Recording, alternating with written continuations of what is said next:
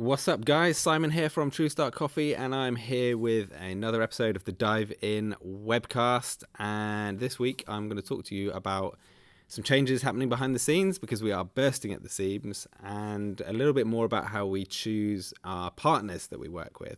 So before we dive in, I'm going to get myself a chili chocolate cold brew, and let's get on with the show.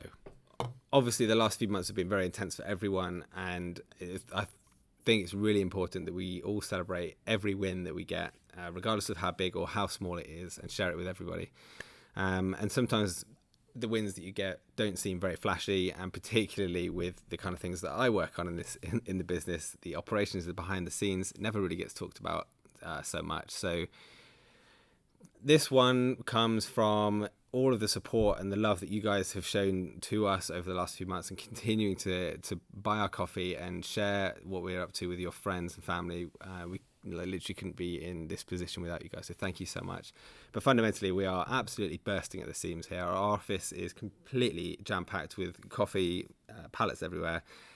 So we are moving our pick and pack fulfillment operations to a small company just down the road, another family-owned business, really, really nice guys, and I'm really, really excited to share that with you. I think it's worth mentioning that the pre-COVID e-commerce was not a big part of our strategy. It was very much about having our products available for people to buy when they're out and about, but things have obviously changed. When COVID hit, we lost 85% of our revenue overnight, and the only way that we could survive and keep the business alive was to move very, very quickly and change to an e-commerce focused business, which we did very quickly. We went out, we bought some boxes, we bought some branded stamp, we bought some tape, and we just started putting coffee in boxes and sending it out the door, from 5 orders a day to like very quickly 50 orders a day and beyond. And it's just been mad. Like every single day has just been brilliant, putting your products in boxes and sending it out to you. And what has affectionately become known as the Pablo room, which was our office, is something that we will always remember as one of the good times throughout this crisis.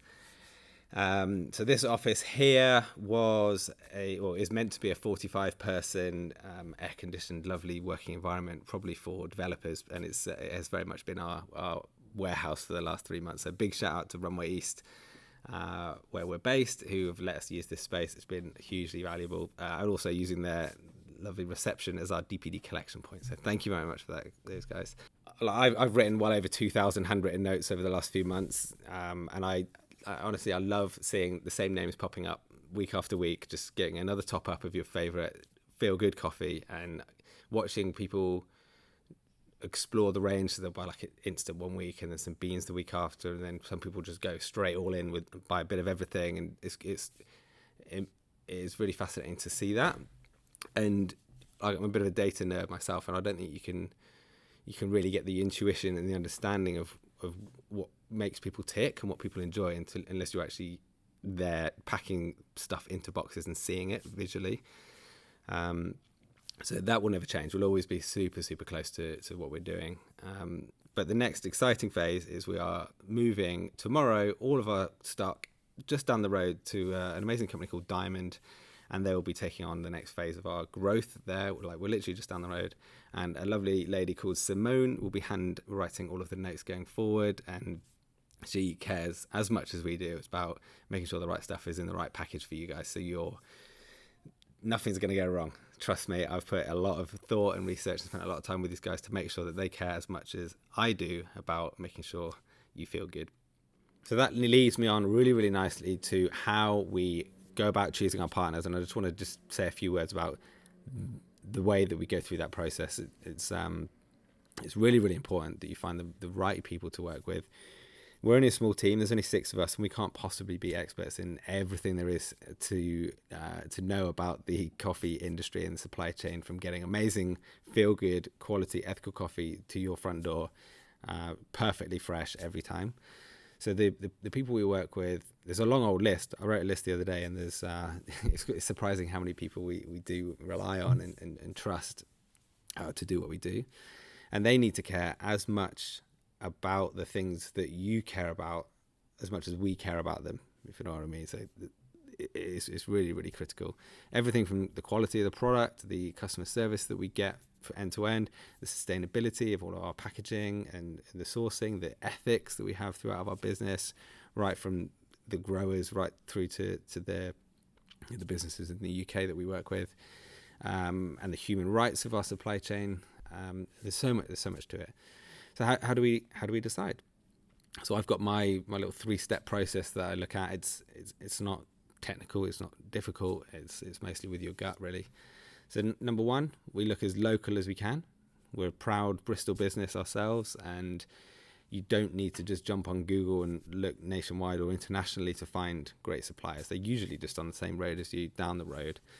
And that's what we try and do. We try and support local people throughout this pandemic and throughout the whole of the life of the business. Local businesses have helped us, and we want to do the same and build our local economy and jobs, etc., on our doorstep. So 1, look local. 2, we're looking for people like us, people with a strong moral compass and really good personal values that resonate with us as a team. Fundamentally, you're working with these people day in, day out, and they need to have the same ideas and beliefs on how to go about doing business. And then thirdly, just ask a simple question: would we be proud to work for their business? And it's as simple as that. If we don't feel like we want to work for them, then why should we want to work with them? It's quite basic, really. But it's fundamental, and it's definitely an art. It's not a science.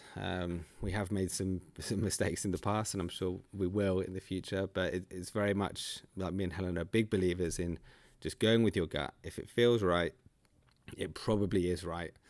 And over-analyzing things can be something that I personally struggle with. But if it feels right, go with it. Dive in head first, and just believe in your intuition, because it's usually right. It's usually right. So I think that's all from me this week. Just a quick hello from the other side of the business in the warehouse, fundamentally. And next week you'll probably have Helena back.